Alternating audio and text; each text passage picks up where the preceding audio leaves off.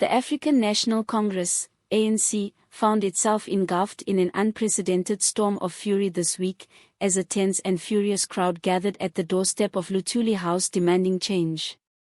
The protest was raw, highly emotional, and deeply symbolic of the desperation gripping millions of South Africans. Once celebrated as the sacred home of freedom and democracy, Luthuli House has now become the focal point of disappointment, a target for anger aimed at the very party once seen as the voice of the oppressed. Protesters, chanting "Enough is enough, we want change," carried placards condemning corruption, poverty, and unfulfilled promises. The ruling party's headquarters, once lined with images of heroic freedom fighters and veterans of the liberation struggle, was transformed into a stage for fierce criticism directed squarely at President Cyril Ramaphosa. For those who assembled, this was no ordinary protest. It was a reckoning. When Ramaphosa attempted to address the demonstrators, hoping to calm tensions and call for unity, he expected to be heard as the leader of a liberation movement. Instead, he was met by an overwhelming wall of boos, piercing whistles, and relentless jeers. His carefully prepared words were drowned out by hostile chants. Sections of the crowd shouted, "You failed us," while others openly demanded his resignation. Briefly at a loss, Ramaphosa struggled to steady his voice, but the situation quickly spiraled beyond his control. Within minutes, he cut his speech short, retreating indoors under a barrage of heckling and insults. For the ANC, which has ruled South Africa since 1994, the scenes outside Luthuli House were more than humiliating, they carried a blunt message. The bond between the party and ordinary citizens had frayed to breaking point. Once a movement that inspired millions, the ANC now stood accused of betraying the very people it had vowed to uplift. "Noma volatile," exclaimed one outraged protester, her voice trembling with anger as she referenced the twin failures of load shedding and rampant unemployment. "We marched with the ANC in the struggle, but this is not what we fought for." Her frustration echoed across the crowd, repeated by dozens more through interviews and megaphones, each voice testifying to years of growing disillusionment. The protesters largely blamed the leadership for living in comfort and privilege while ordinary citizens bore the brunt of hardship. Spiraling food prices, collapsing public services, and endless corruption scandals had pushed public trust to the edge. Placards compared today's ANC-led government to the apartheid regime it once defeated, branding it a betrayal in bold, capital letters. For the older generation, the protest felt like a bitter reversal of history. For younger demonstrators, it carried a stark warning. Youth unemployment, now at catastrophic levels, became a rallying cry. Many young protesters spoke of betrayal by the very party their parents had revered as liberators. "They promised us the ANC would provide for everyone, but all we see is theft and lies," lamented a 22-year-old graduate who had been jobless for 2 years. "My parents believed in them. Now we know better."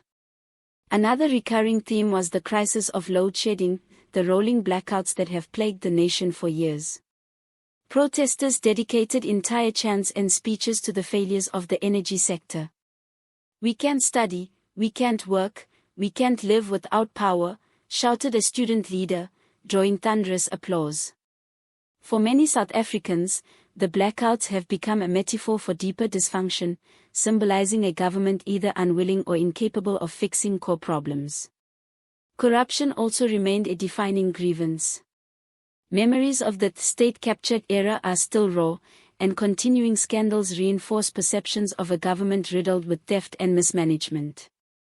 "The ANC promised to clean house, but corruption is everywhere," declared another protester, her voice dripping with venom. Ramaphosa's oft-repeated promise of a new dawn has, in the eyes of many, turned into a cruel joke. Political commentators viewed the deafening boos outside Luthuli House as more than a bad day for Ramaphosa, they marked a dangerous turning point for the ANC's credibility. To be rejected so forcefully at its own headquarters carries immense symbolic weight. Analysts argue that this signals a rapid erosion of loyalty among its traditional base. These scenes are not just about Ramaphosa, explained political analyst Noxolo Mackay. They reflect years of frustration and growing disillusionment. The ANC once called itself the people's voice, but South Africans are saying loudly they no longer feel represented. If the ANC refuses to listen, citizens will find other ways to be heard. Experts warn that this wave of dissatisfaction poses a serious threat ahead of upcoming elections. Loyal voters may defect to opposition parties such as the Democratic Alliance or the Economic Freedom Fighters, or choose to abstain altogether. Either outcome would severely weaken the ANC's historic dominance. Inside Luthuli House, the mood reportedly turned grim after Ramaphosa's retreat. Party insiders expressed deep concern that footage of the confrontation would circulate widely on social media, further tarnishing the ANC's reputation. In a political culture where symbolism and loyalty carry heavy weight, being so publicly rejected on home turf is an embarrassment not easily erased. Yet amidst the chants and slogans, moments of raw passion shone through. One young woman climbed onto a barrier and addressed the crowd directly, "Enough is enough. We are tired of empty words. We need leaders guided by morals, not thieves who rob us. This country belongs to its people, not politicians." Her words drew a roaring ovation. For a fleeting moment, the chants subsided as the crowd seemed to envision a different, more hopeful future. Throughout the day, liberation songs filled the air, songs once sung in support of the ANC during apartheid. This time, however, their meaning had shifted. No longer hymns of loyalty, they were sung to remind the party of ideals that had seemingly been abandoned. The chants grew even louder when Ramaphosa attempted to speak, his voice swallowed by the uproar. Even after he disappeared inside, the crowd refused to quiet down. Some demonstrators vowed to remain outside until genuine accountability was shown, while others pledged to spread protests nationwide, insisting their fury would not fade with the evening news. Whether this proves to be a true turning point remains uncertain. The ANC has weathered scandals, protests, and declines in popularity before. Yet analysts argue that the rage witnessed outside Luthuli House felt different, more intimate, more widespread, and far more volatile than previous episodes of unrest.